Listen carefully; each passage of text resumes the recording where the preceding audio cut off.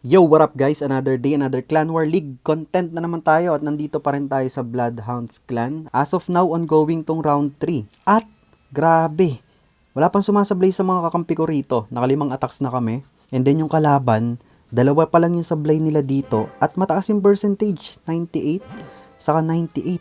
So medyo delikado kami dito as much as possible, parang there's no room for error or mistake. Kaya kailangan natin galingan, kailangan natin makabawi dito. So silipin natin to number 2. Parang ayoko siyang gamitan ng fireball. Gamitin na lang natin yung mass dragon riders with mass totem spells. Ayun, tingin ko pwede pa dito. Delikado ata ako dito. Pero yun na lang yung nakikita ko mas magandang way kaysa mag fireball meteor golem. So sige, ayusin natin yung troops natin. Dala tayong isang skeleton spell pang distract sa monolith. Sana hindi tayo alatin. Okay, let's G. Let's G. Tignan ko yung range ng monolith dito. Wizard Tower. Monolith. Okay, drop na tayo dito ng RC, Rocket Spear Seeking Shield. Drop tayo dito ng Skeleton Spell pang distract sa monolith. Ay, may Tesla. Mukhang di natin makukuha yung monolith. Abot ba yung Rocket Spear natin doon? Sana. Invest ako dito ng isang totem spell. Ay, kinuha na muna na yung M. Makukuha natin yan. And then drop na natin si Queen dito. Giant Arrow. Siege Barracks. Okay, yun dito. Drop tayo dito ng totem spell. Okay, drop na tayo dito ng dalawang totem spell. And then yung mga Dragon Riders natin. Let's go. Drop pa tayo ng totem spell dito. Ano yung laman? Okay, poisonin natin yung furnace. Goods pa tayo. Hintayin natin yung mga Dragon Riders dito. Baby Dragon dito. Hindi pa nag-activate kasi yung Rage Spell eh. Ayan, gamitin na natin Eternal Tomb dito. Drop tayo ng totem spell sa Revenge Tower. Si MP, gamitin na natin yung Dark Orb dyan. Drop pa tayo dito ng dalawang totem spell. Wala lang, pang distract lang. Drop pa tayo dito ng totem spell. Mag-activate yung Invi. Sige, okay lang yan. Freeze na lang natin yung Revenge Tower. Babalikan ng Dragon Riders. Drop pa tayo dito ng totem spell. Yung Town Hall guys, kunin nyo ha. Ayun, kinukuha ng Super Minions. Tapos, drop na tayo ng totem spell dito. Meron pa dito na iwan na elixir to. Pero mukhang makukuha na natin, GG's. Drop na rin natin dito yung last totem spell. Inferno Dragons. Drop na rin natin. Ayun, kuha natin. Ay, nanonood pa dalawa. Shoutout sa inyo guys. So ayan, may isang attack pa tayo dito. Gamitin na rin natin. Ang lakas nitong mass Dragon Riders with mass totem spells ha. Mahirap kasi fireball yung gitna eh. So, maganda gamitin to. GG's. Lipat tayo sa isang attack. Next attack tayo dito sa isang account. Check natin yung number 4. Oh, ganun din. Naka-rage yung isang compartment and then invi yung town hall. Kasama, parang ganun din katulad nung kanina. So, pwede rin natin gamitan to ng ganun. Dragon Riders and Mass Totem Spells. Ayun na lang, mas madali pa. So, sige. Mass Dragon Riders ulit with Mass Totem Spells. Okay, all set. Banatan na natin. Dito tayo sa number 4. And after nitong attack ko, papakita ko yung mga ibang umatak na. Okay, let's do this. Mass Totem Spells with Dragon Riders. Let's G. Attack. So, dito natin i-drop si RC sa kaliwa. Ready natin yung Siege Barracks. Okay, gamitin na natin yung Rocket Spear Seeking Shield niya dyan. Drop tayo ng isang minion.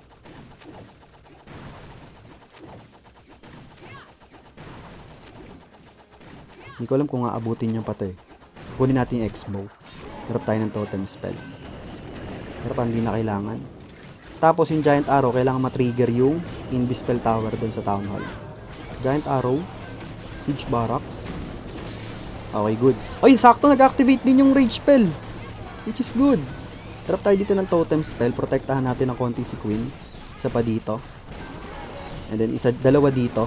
Then drop na natin yung Mass Dragon Riders dito. Okay, let's go. Let's do this. Since nag-activate na yung Rage Spell Tower dito, mamaya na natin yung Eternal Tomb. Mamaya na ba? Hindi, gamitin ko na. Si Queen buhay pa. Goods. Okay. Let's tayo dito. Gamitin natin ang Totem Spell tong Guardian. Gamitin ko na rin dito yung Dark Orb. Drop pa tayo dito ng Totem Spell. Dito, Totem Spell. Poisonin natin yung CC.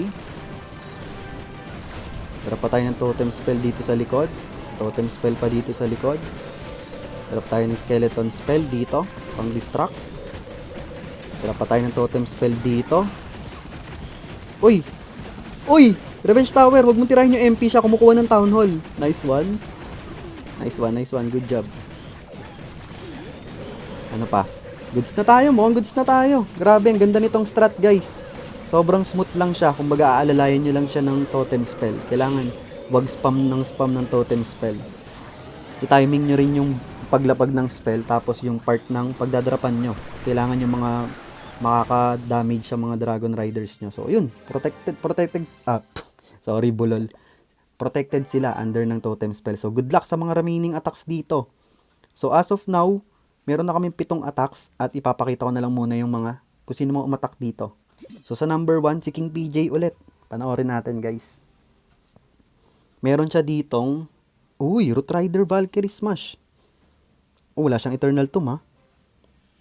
Naka-healing Tomb and Rage Gem siya. Actually, common Legendary base layout to, pero mahirap to. Usually, time failure ang kalaban dito. So, nag-start siya na RC Walk dito sa may bandang 2 o'clock. 10 o'clock. Rocket Spear. Rocket Balloons. Dito sa may bandang baba. Gusto niyang kunin siguro tong buong Rage Spell compartment. Pero gusto niyang kunin. Marami siyang Invis spells dito. May 6 pa siyang Invis dito. Sige. Nako, kaya lang. Hindi, buhay pa yung Fox. Okay. Ice Hound and Ice Golem yung laman ng CC dito, May Bomb Hive. Masakit to. Ang kunat. Mataas na yung HP. Kaya lang Super Wizard ata pupunta to. Ayun na nga. Meron pa siyang isang Invi. And nag-activate na siya ng Haste Vial. Last Invi, hindi niya na ginamit. Okay, ni-recall out niya. Sinave niya yung last Invi. Pwede niya gamitin sa sa pang-support. Mamaya sa mga troops and heroes niya. So, dito siya nag-start sa may left side ng Root Riders, Valkyries, Healers, Warden, Troop Launcher. Okay, sige. Time failure ang kalaban dito. Ito magpapahirap dyan yung bandang... Asan yung pangturo natin? Dito mahanap yung below. Ito. Dito yung part... ayun! Okay! Doon niya dinrap si BK sa may taas, sa may 12 o'clock. Kasi kung dito niya dinrap yung BK sa may baba, or dito sa kanan, possible siyang, ma-time failed dito. So, maganda. Maganda yung decision dito ni King PJ na si King ay doon sa may opposite side. So, okay, nag-invest siya dito ng Invi. Pina-activate niya yung Invi Spell Tower. Nice! Kaya lang medyo na-late ata. Ayun, buti na lang, na-hold ng Guardian. Dahil dun sa Guardian, na-hold yung mga troops and heroes dito, sakto. May kukuha na ng Town Hall part. Yung Triple Yetis na laman ng troop launcher niya. Triple Yetis ba yun? Or dalawa lang? Pero good thing, nakuha na yung Town Hall part. Kaya lang yung RC niya dito, low na. Meron na lang siya dito. Wala na siyang spell support. Yung RC niya, matitegi na rin. Si Queen, bumukod, iniwan ni Warden. Si Warden, sumama sa Root Rider. Yung King niya, buhay pa sa taas, pero may ability pa. May Spiky Ball. Si Queen ay meron pang Magic Mirror action figure. Si King meron pang ayun, ginamit niya na yung Spiky Ball dito. Kaya lang si Warden, buhay pa si Warden. Maganda na, nakakapagbigay pa siya ng Rage Aura. Meron pang isang Root Rider na buhay dito. Maganda to, makakabasag pa ng mga walls. Magkakaroon ng access si Queen.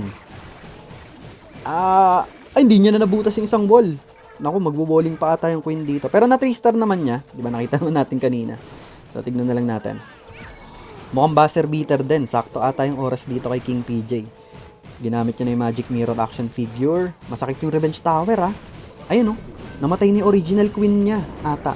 Clones na lang ata to. And then si Warden. Ayun, buti na lang na-take down yung Revenge Tower. Parang konti na lang din ng HP ng Revenge Tower dito. And then tatapusin na to ni Warden, clones, and the action figure. Nice hit from King PJ. Husay.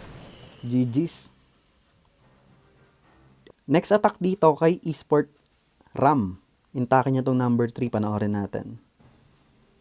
Meron siya ditong... nice. Mass Meteor Golems with Mass Totem Spell. Grabe, napakarami. 15 pieces ng Totem Spells. Nag-drop siya ng unang totem spell dito, tapos Siege Barracks, and then si Queen Giant Arrow dun sa may 12 o'clock. Okay, nice. And then Mass Meteor Golems. Angas ang troops niya na dito. Esports Ram. 15 totem spells ang dala niya dito. Grabe, sobrang dami. Wala siyang ibang dalang spells. Totem spells lang. So, ginamit niya agad dun yung Earthquake Boot Spiky Ball ni King para ma-open up yung walls. Nice. Si RC kasama dito ng Warden at naka-healing tomb ba siya? Eternal Tomb and Rage Gem pala. Okay. Gumamit na siya ng Rocket Spear kay RC. Naka-Phoenix pala si RC dito. Ang dami niya pang totem spells ha. 9 pieces pa to. And buhay na buhay pa yung mga Meteor Golems niya. Si RC, mga heroes niya, maganda pa. Mataas pa yung HP dito. Medyo natatraffic lang dito sa bandang Town Hall kasi merong Ice Golem ata doon. Tornado Trap activated sa part ni RC. And then, ang dami niya pang totem spells. 6 pa to. Pwede niyang gamitin dito sa back end. Ayun na nga, dinadrop niya na. Pang distract. Kaya lang medyo natatraffic yung Meteor Golems dito sa gitna. Mauuna atang mategi si RC. Ayun, binanata ng BK. Pero may Phoenix yan. So mabubuhay pa ng konti si RC dito para tapusin ata si BK. And then, ayun, dinrap niya na lahat ng totem spells. And bahala na yung mga Meteor Golems dito. Uy, triple furnaces pala yung laman ng ano niya. Ng Siege Barracks niya doon. Ay no, dami pang Meteor Golems guys. And wala na masyadong threat dito. Ricochet cannon na lang. Kaya na Meteor Golem yan. Sobrang kunat niyan. Boy pa yung Queen, yung King, yung Warden. So wasak na to. Grabe. Ang lupet.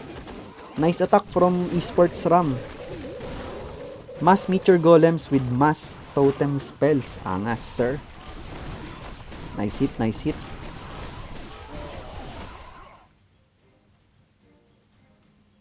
So dito naman tayo kay Ores Eno. Kay Ores Eno 01. Di ko alam kung account din ni King PJ to eh. Pero anyways, ayan. Toxic base sa Legend. Ang dala niya dito ay okay, Fireball Meteor Golem. Tignan natin kung anong diskarte ni Ores Eno 01. Uy, nag-start siya ng Invi dito. Too quick. Fireball sa multi-gear. Nice value. Nakuha niya yung Clan Castle doon. Wala nang CC troops na lalabas. Nice. Tayo natin si Tatang. Ganda ng skin ng Warden niya. Okay, pinul niya na dito si Queen. Meteor Golem. Okay, binabanatan yung Warden niya. Ricochet cannon. And then, Meteor Golem dito sa may bandang 6 o'clock. Kasama si King. And then, Log Launcher para magkaroon ng access sa Town Hall. Nice, nice. Si RC, sinama niya na rin dito.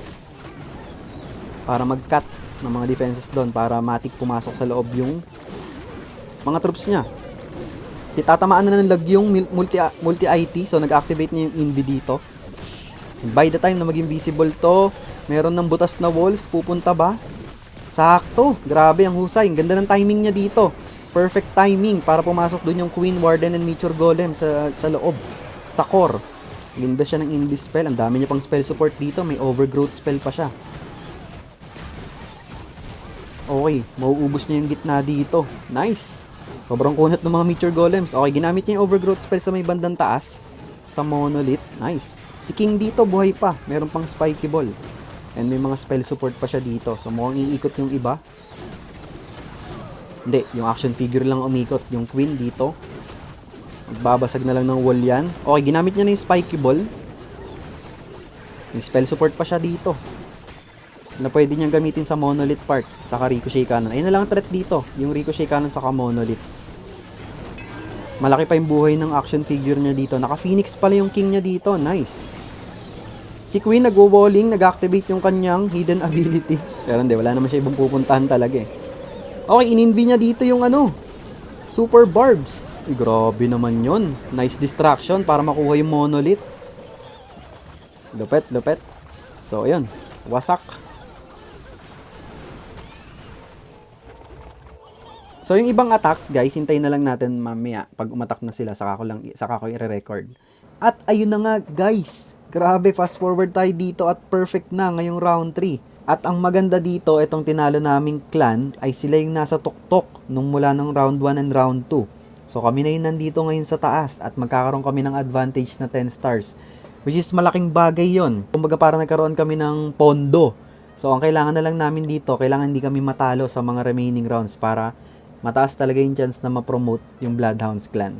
Pwede pang mabaliktad to guys ha, kasi etong nasa top 2, pag halimbawang hindi na rin sila natalo sa ibang rounds, at tapos natalo kami sa ibang rounds namin dito, pwede pa nila kaming ma-overtakean. So kailangan pa rin namin mag-ingat dito. So bawal ang kampante. As much as possible, kailangan i-sureball talaga bawat attacks. Panoorin natin yung isang attack na ginawa ni Jun. Dito na lang, ito number 8. Ayan, meron siya ditong Fireball Meteor Golem. Fireball Meteor Golem. Sige. Oops. Oh! Queen yung unang dinrap niya dito instead of Warden. So magko-Queen Walk muna siya. Sige. Nice, nice. So usually, di ba ang ginagawa dito ay Warden Walk muna and then Fireball. Pero sabi ni Jun, hindi ako ganon. Dahil iba ako, boss. Iba mi. Hindi ko ginagawa yung normal na Warden Walk and then Fireball. Eto. Gagawa tayo ng bagong meta. Queen Walk muna. Ayan, tignan natin kung anong gagawin niya dito. Baby Dragon to counter funnel. Tapos kukunin niya siguro dito yung multi-IT. Nice. Pero wala siyang recall spell So malamang after ma-takedown ni Queen to, sa kanya i-drop si Ward. Ayun na nga. Okay, hindi niya na... Ayan, yan. Okay, gets. Nice. So yung Fireball, iipitin muna niya dito. Saan kaya niya gagamitin? Abangan natin, guys. Let's wait and see. Medyo natatraffic pa siya dito sa CC Troops. Pwedeng dito sa scatter shot or kung gugustuhin niya, dito mismo sa pinakagitna. Abangan natin. Nag-drop na siya dito ng Meteor Golem sa may katabi ng mga heroes niya. And then one Meteor Golem sa may left side kasama si King. And then yung Queen niya dito, nako. Yung Queen niya dito. Ayun na nga. Pasaway ka, be. May dala ka pang healers, kinuha mo pa yung healers. Aray ko. Anyway, sumama dito si Warden sa Meteor Golem and then sa BK. Si Queen nagsolo mag-isa sa baba. Sabi ni Queen, bahala na. Oy, okay, triple invis and then Fireball sa gitna. Woo! Nice value. Doon nga niya ginamit sa may gitna. Nice. Kaya lang si Queen dito nagsolo talaga mag-isa. Sabi niya, boss, ako na bahala dito sa baba. And then si RC dito, dinrop niya na sa may scatter shot. Nice. Nag-overgrowth spell siya dito sa may bandang... Nice, sinakop niya yung invis spell tower. Para hindi agad mag-activate. Si RC dito, meron pang Rocket Spear. May dalawang spell support pa siya. Ginamit niya ni Action Figure and Magic Mirror kay Queen.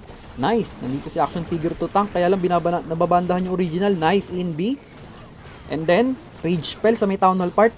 Nice. Na-take down yung Town Hall before mag-activate yung Invis Spell doon. Kaya lang si Tatang binabanatan. No. Nice save! Grabe. Nice save by Spiky Ball. And yun, wala na rin palang base. GG's. Husay. GG's, nice it from Jun Gaming.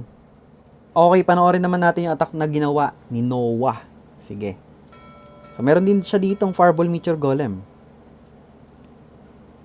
Tignan natin kung anong diskarte dito. May paring Noah.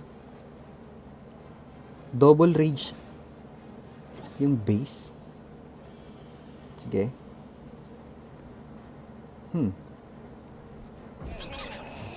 Okay, nag-drop siya ng Warden dito sa may bandang baba.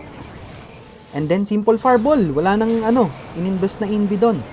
And then, na-clear yung isang buong compartment. Nice! Nice. Sakto, wala rin siyang dalang Invi spell. And then, dinrop niya na agad si Queen dito. And then, Meteor Golem sa may left side. And then, Log Launcher. Para magkaroon ng access sa Town Hall. Afterwards. Nice. King and RC. Nasa may bandang 10 o'clock, counter funnel. Okay. Nice flow ng heroes and troops. Okay, nag-drop siya ng totem spell dito sa may Revenge Tower. Paka-busy ka daw muna, Revenge Tower. Boy pa rin yung Log Launcher, sakto sa Town Hall. Nice. And then gumamit siya ng overgrowth spell dito sa may back end. Speeder and Multigear. Skeleton spell pang distract dito sa may bandang Rage spell compartment. Si King medyo low na. Si RC nasaan? Ayun, nagbabato na pala ng Rocket Spear yung RC niya dito. Another totem spell sa may Rage spell compartment. And then Rage spell. Okay, nice. Ang dami niya pang Meteor Golems dito. Buhay na buhay. Grabe. Kitang-kita na. Wasak na agad to, guys. Okay, totem spell pang distract sa may multi-gear and then may tatlong invis pa siya dito. Meron pala siyang invis, nakatago lang kanina. Hindi ko nakita kanina sa ano niya. Sa, ang tawag dito? Sa army bar. Anyways, ayun na nga, wasak kay Noah. Ang base ni paring Tino, GG's. Nice hit. Ay, may kasama pang swag ng asar pa, boss. Aray mo. So, last na ipapakita natin dito ay attack ni Vio. Sige. Yung the rest ng mga attacks, guys, punta na lang kayo sa channel nila, Esports Ram and Jun Gaming. Doon yung makikita, malamang i-upload nila yon. Anyways, nag-start siya dito. Aray ko! Namatay agad yung Sneezy. So, yun yung downside kapag Warden agad yung dinrap instead na balloon. Pero yun kasi, minsan, kailangan ng mabilis na fireball. Pero yun nga lang, namatay yung Sneezy niya dito. Ayun, nagkaroon ng star si Halo. Pero ang ganda na nakuha ang value ng fireball doon. 1 invi lang. And then wasak na yung buong rage spell compartment. Anyways, eto na. Pinull out niya na si Warden dito with Meteor Golems and Queen. Troop launcher yung gamit niya dito. Totem spell pang distract sa Guardian. And then si King ay nasa may left side. Okay, sa opposite side. So dalawang sides. Both sides ang kukunin niya dito. Oy, sinama niya na rin si RC doon. Pang support kay BK. Nice. Sino kukuha ng Town Hall? Naka-troop launcher siya dito. Malamang sa malamang Town Hall yung huling mawawasak dito, guys. Kasi magkikita yung troops niya dito sa ka-heroes niya. Dito, banda dito siguro sila magkikita. Papunta to dito. Tapos ito naman, papunta doon. So, huli yung Town Hall. Okay, gumamit na siya ng Spiky Ball kay King. And then, Overgrowth spell sa kalahati ng Rage Spell compartment. And then, si RC. Nakita, okay, nice. Nice reaction. Nag-invest siya doon ng Invis spell. And then, Rocket Spear. Activated. So, yun na nga. Town Hall nga yung mahuhuli dito, guys. Pero, ang dami niya pang troops dito. Daming Yeti, saka Meteor Golems, yung healers. Buhay na buhay pa. So, kahit namatay yung Sneezy, hindi niya na kailangan. Napakarami pang troops dito. Si RC pumunta sa may rage spell compartment. Nag-invest siya ng Invi doon. Nice. May isang Invi pa dito. Nice one. Grabe. Nice. GG's. Lupet. Nice hit. From Bio. So, ayan guys. Eto na lang. Hanggang dito na lang muna tayo as of the moment. Ayan. Congratulations sa round 3. Naka-perfect kami dito. So, kita-kits next round. Abangan nyo yung next content. So, yun. Peace out. Clash on.